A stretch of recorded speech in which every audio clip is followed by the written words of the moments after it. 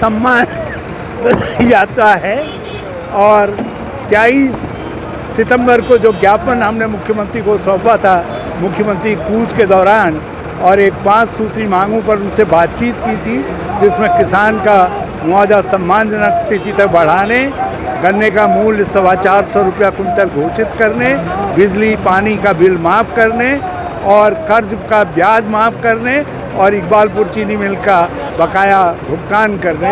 और तब हमने स्पष्ट कर दिया था कि हम निरंतर किसान सम्मान यात्राओं के माध्यम से तब तक दबाव बनाएंगे जब तक आप किसानों की मांगों को नहीं मानेंगे। हम निरंतर लड़ेंगे और यदि तब भी नहीं मानेंगे 2024 में हम कमर कस करके वो सरकार लाएंगे, वो प्रतिनिधि लाएंगे जो लोग हमारी मांगों को, किसान की मांगों को पूरा करवाएंगे, जिसमें एमएसपी भी शामिल है।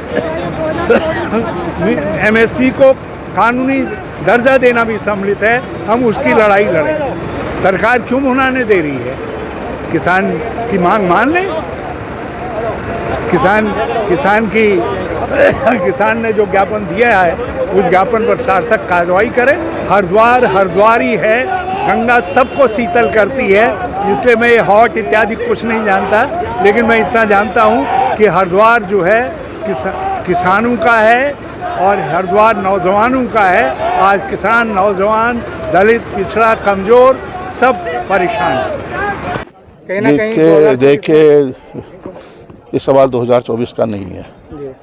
सवाल है किसानों के साथ जिस तरह से ज्यादती हुई है, अनदेखी हुई है, अत्याचार हो रहे हैं, जुल्म हो रहे हैं और सारी हदें पार करती है केंद्र सरकार ने, उत्तराखंड राज्य की सरकार ने, प्रचंड बहुमत की सरकार। लेकिन इन्होंने कहा था, केंद्र सरकार ने कहा था कि हम किसानों की आय को दुगना करेंगे, 2022 तक किसानों की आय दुगनी हो जाएगी। एक अच्छा संदेश मिला था, लेकिन वो सारे सपने धूल धूसरित हो गए।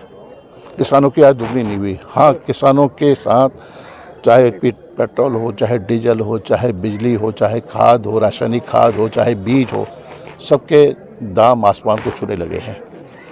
किसानों के गेहूं का फसल बर्बाद हो गई, किसानों की धान की फसल बर्बाद हो गई, मुआवजा नहीं मिला। गन्ने का फसल पूरी चौपट हो गई, चाहे हरिद्वार हो, चाहे उधम सिंह नगर हो, चाहे तराई भाबर का हो। पहाड़ों में छोटे काश्तकार जो बागवानी करते हैं, जो बेमौसमी सब्जी उगाते हैं, सब बर्बाद, मुआवजा बिल्कुल भी नहीं मिला।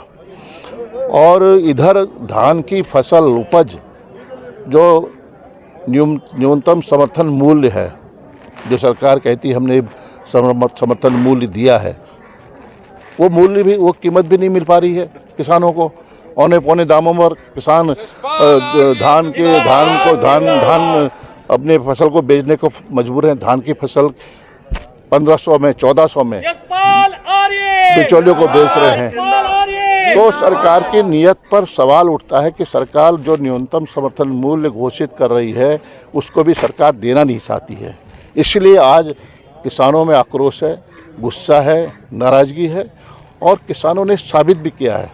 और जिस दिन किसान सड़कों पर उतरने को मजबूर हो जाएगा, हमने देखा है कि सरकार को झुकना पड़ा है किसानों के सामने, और यही आज आलम यहाँ पर देखने को मिल रहा है।